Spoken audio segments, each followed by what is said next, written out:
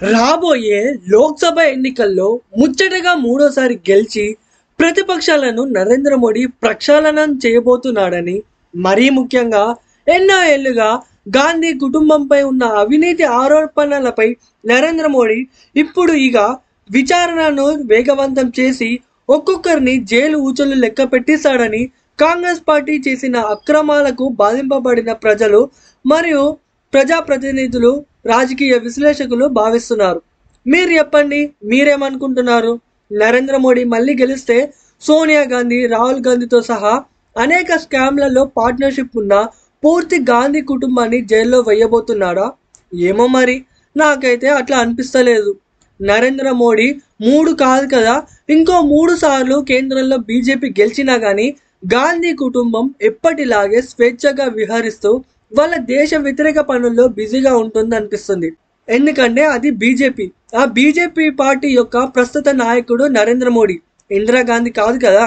Maybe పొరపాటున Congress party గెలిస్తే మాత్రం నరేంద్ర మోడీ అండ్ అమిత్ షాలను అరెస్ట్ చేసి బీజేపీని పూర్తిగా దెబ్బతీయడానికి సాధ్యమైనన్ని ప్రయత్నాలను చేస్తుంది. ఆల్రెడీ మోడీ గుజరాత్ సీఎంగా ఉన్నప్పుడు ఒక ఆరోపణ అనే సాకుతో అమిత్ షాను అరెస్ట్ చేసి ఆ ఆరోపణల్లో నరేంద్ర మోడీ పేరు చెప్పాలని అమిత్ షాను కాంగ్రెస్ గవర్నమెంట్ టార్చర్ చేశారు. ఇప్పుడు గత 9 ఏళ్లుగా నరేంద్ర మోడీ నాయకత్వంలోని ఎన్డీఏ గవర్నమెంట్ మెజారిటీతో ఉన్నప్పటికీ రాహుల్ అండ్ సోనియా గాంధీని అరెస్ట్ చేయడానికి ఎన్నో సాకులు కుప్పలు కుప్పలుగా అవైలబుల్గా ఉన్నప్పటికీ వారిని అరెస్ట్ చేయకపోగా ఎన్నో స్కామ్స్లో ఇన్వాల్వ్మెంట్ ఉండి కోర్టుల్లో ఎవరిపై అయితే విచారణ జరుగుతుందో ఆ రాహుల్ గాంధీ చక్కగా విదేశాల్లో దేశ వ్యతిరేక స్టేట్మెంట్స్ ఇస్తూ యాంటీ ఇండియా ప్రోపగండాను స్ప్రెడ్ చేసే సౌలభ్యం కల్పించారు. అది భారతీయ జనతా పార్టీ యొక్క గొప్పతనం. ఏంది భయ్యా, నువ్వేం చెప్తున్నావు? మేమేదో 3వ సారి నరేంద్ర మోడీ గెలిస్తే రాహుల్ గాంధీ నిజంగా అరెస్ట్ అవుతాడేమో అని ఆతృతగా వీడియో ఓపెన్ చేసి చూస్తుంటే నువ్వు ఏవో చెప్తున్నావు. అసలు నువ్వేం చెప్పాలనుకుంటున్నావు అని అనిపిస్తుందా? జస్ట్ వెయిట్ భయ్యా. Actually Bharatiya Janata party leaders ఆపోజిషన్లో ఉన్నప్పుడు పార్లమెంట్లో కావచ్చు, ఇటు ప్రెస్ మీట్లో కావచ్చు, కాంగ్రెస్ పార్టీ నాయకులు అవి చేశారు, ఇవి చేశారు, వాళ్ళందరికీ శిక్ష పడాలి అని మొత్తుకున్నారు. ఇప్పుడేమో కేంద్రంలోనే కాకుండా దాదాపుగా 15 రాష్ట్రాల్లో ప్రత్యక్షంగా కానీ పొత్తుల ద్వారా కానీ అధికారంలో ఉంది. కానీ ముందుగా నేను చెప్పినట్టు ఎవరికైతే శిక్ష పడాలో, ఎవరి అక్రమ ఆస్తులు అయితే జప్తు కావాలో అవేమీ జరగడం లేదు. పైగా వాళ్ళు ఇప్పుడు మళ్ళీ అధికారంలోకి రావడం కోసం భారతీయ ప్రజలను, యావత్ దేశాన్ని సాధ్యమైనంతగా వీడగొట్టాలని చూస్తున్నారు. భయ్యా, మళ్ళీ ఏవో చెప్పకు. దేశాన్ని అనేక స్కామ్స్తో దోచుకున్న గాంధీ కుటుంబాన్ని ఎప్పుడు అరెస్ట్ చేయబోతున్నారో చెప్తే విని సంతోషిస్తాం అనబోతున్నారా? అసలు గాంధీ కుటుంబం జైలుకు పోతే అందరికంటే ఎక్కువగా సంతోషపడే వ్యక్తి ఒకరున్నారు. ఒక రకంగా Sonia and Rahul Gandhi family jail శిక్ష అనుభవించడాన్ని చూడ్డానికే ఆయన ఇంకా బ్రతికే ఉన్నారు. 2004లో సోనియా గాంధీని భారత ప్రధానిగా కాకుండా చేసింది.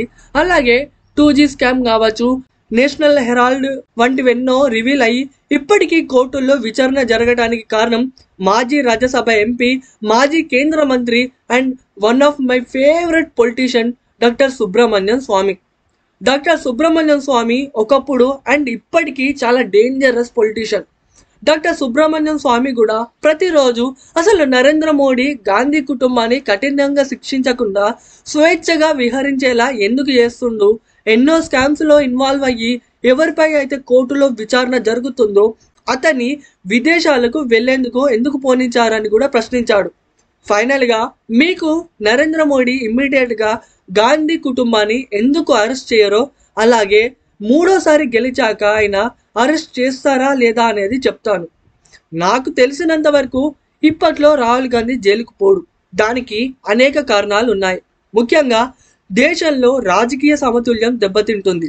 రాహుల్ అండ్ సోనియా గాంధీని అరెస్ట్ చేయాలంటే వారు నిజంగా ఆ స్కామ్ చేసినట్టు విత్ ఆల్ ఎవిడెన్సెస్ అండ్ ప్రూఫ్స్తో ప్రూవ్ కావాలి. లేకపోతే మళ్ళీ ఈజీగా బెయిల్ మీద బయటకు వచ్చి వాళ్ళేదో దేశం కోసం పోరాడి జైలుకు పోయి వచ్చినట్టు సింపతి పాలిటిక్స్ చేసి దేశ ప్రజలను యాంటీ ఇండియా ప్రోపగండాతో విచ్ఛిన్నం చేసే ప్రయత్నం జరుగుతుంది.